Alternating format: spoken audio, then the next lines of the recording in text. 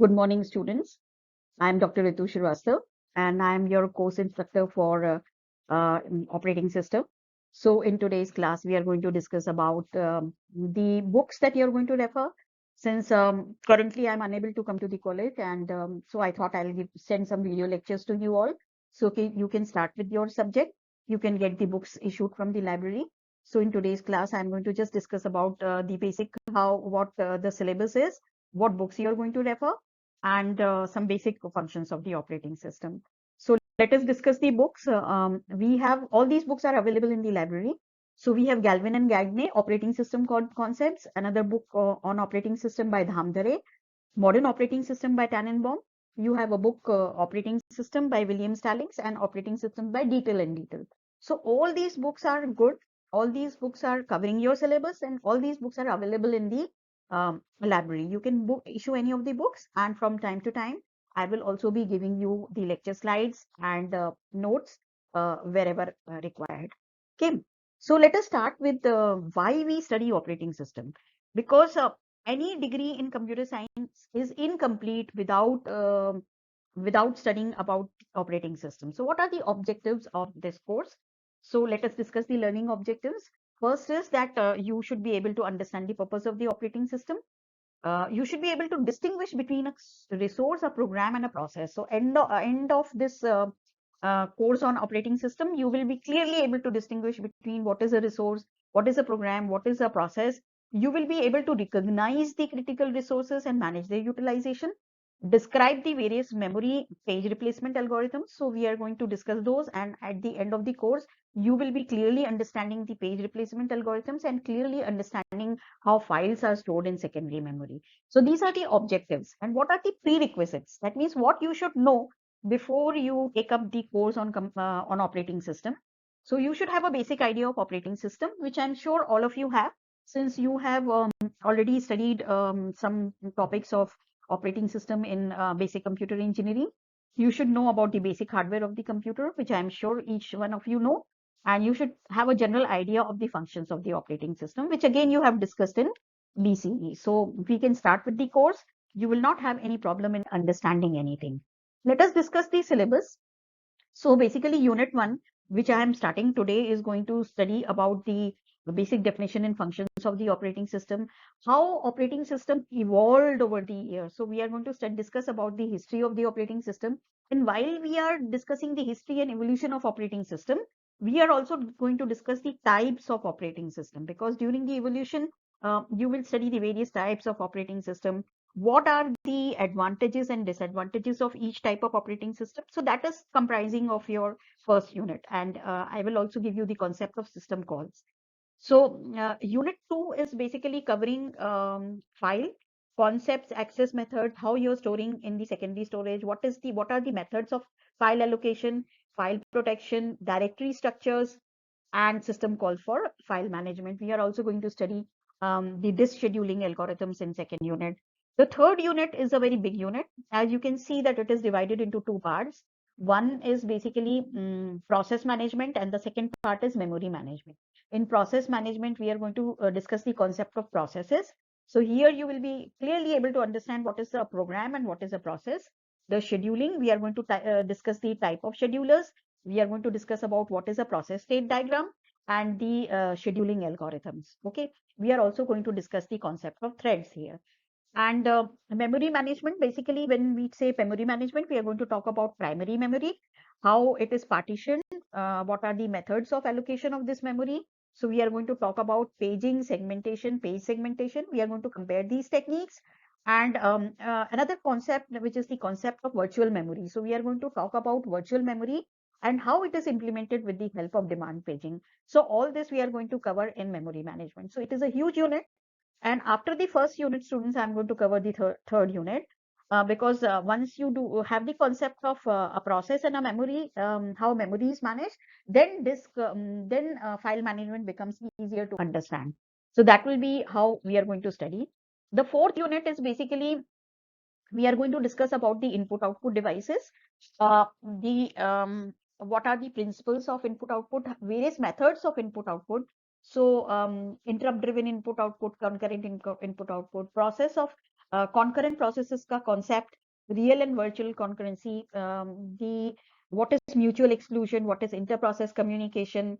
There is a critical section problem, and then there is a very typical problem which is known as problem of deadlocks. So we are going to discuss that problem, how we can prevent deadlocks, how we can avoid deadlocks, and how we can recover from deadlocks. So we are going to study that. And the last unit, as you all can see, is basically it is a case study of some operating system. We are going to study the types of operating system like network, distributed, and multiprocessor operating systems. And we are going to have some case studies and like case study of Linux, Unix, Windows, and other contemporary operating systems. So basically this unit we are going to cover in our laboratory classes where we are going to do some case studies of typical operating systems. So let us start with defining an operating system, which I'm sure all of you know how to define an operating system. It acts as an interface or intermediately between the user of the computer and the computer hardware. So basically, it is a software which is allowing the user to communicate with the computer hardware. So it acts as an interface. The goal of an operating system is to execute your programs, that is your user programs, and make solving these programs easier for you. Otherwise, you won't be able to use the hardware of the computer. So it makes the computer system convenient for you to use and to use it in an efficient manner. Now, what are the features of an operating system? So basically, if I say features, I have already told you that it is an interface. It also manages the overall resources. So when I say resources, like your input output devices, your memory, your processor, all these are your resources. So management of these overall resources is another feature of operating system, and it monitors the execution of all other programs. It is a specialized software which is controlling or monitoring the execution of other programs.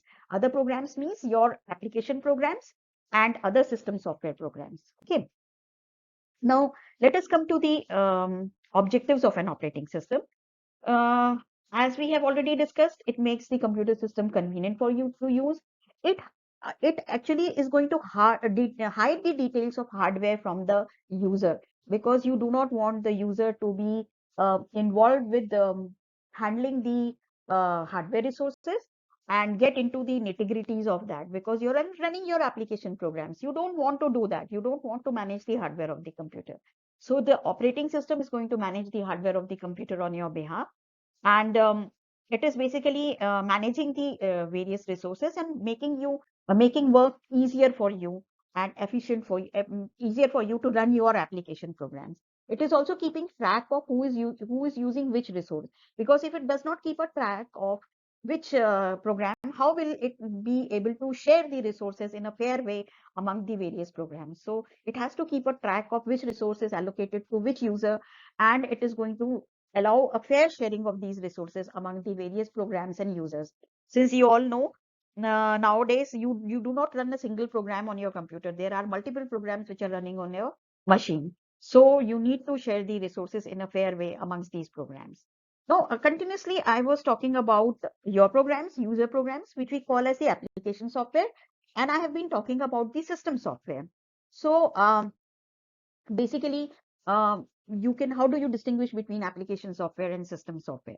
So application software, if I talk about application software, basically you will see your spreadsheets, whatever database systems you're using, desktop publishing system, that means your MS Word, Microsoft Office, your program development software, the various games and applications that you are developing, these are all your application software. So when I say about computer programs, so we are basically talking about application software. We are not talking about system software.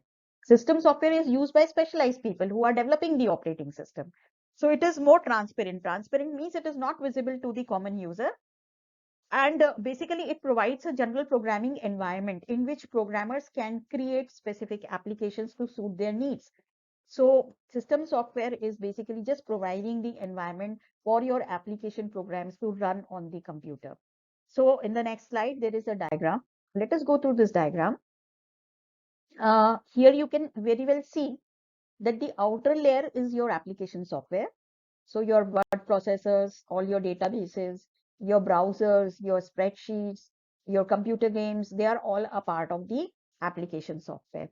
This application software is running with the help of the system software. You can see system software is consisting of your operating system and the various utilities. Utilities, like when I say utility programs, then I'm talking about loaders, linkers, all your compilers, assemblers. They are all utility programs. Then comes your inside, that is the core, is your hardware, which is your CPU, your disk, mouse, printer, etc. These are all your computer hardware. So you are able to use the hardware of the machine with the help of system software. The user is only going to communicate with the application software. So this is the structure of a computer system. You have the hardware, you have the operating system, you have the application programs, and you have the users. So let us see in the next slide. This is how the computer system looks. User interacts with the application programs. The application programs are interacting with the operating system. And with the help of this operating system, these applications are using the hardware or running on the computer machine. So hardware is communicating only with the operating. Hardware can be controlled only by the operating system, not by the application programs. And users cannot directly communicate with the operating system. For that, there are specialized commands which are known as system calls, where you can directly communicate with the operating system. So we will be talking about system calls also.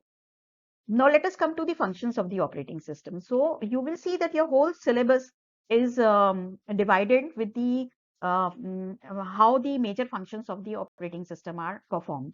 So the four displayed here in this slide, which is memory management, processor management, device management, and file management. These four are the primary functions of an operating system. So you will see that memory management, basically you're keeping track of your primary memory, which part is being used by which whom, how you are allocating and deallocating memory from the processes.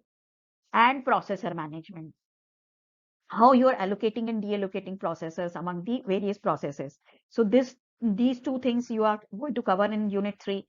And device management, which is your input output devices, input output controller, all that we are going to study in unit 4. And file management we are going to study in unit 2.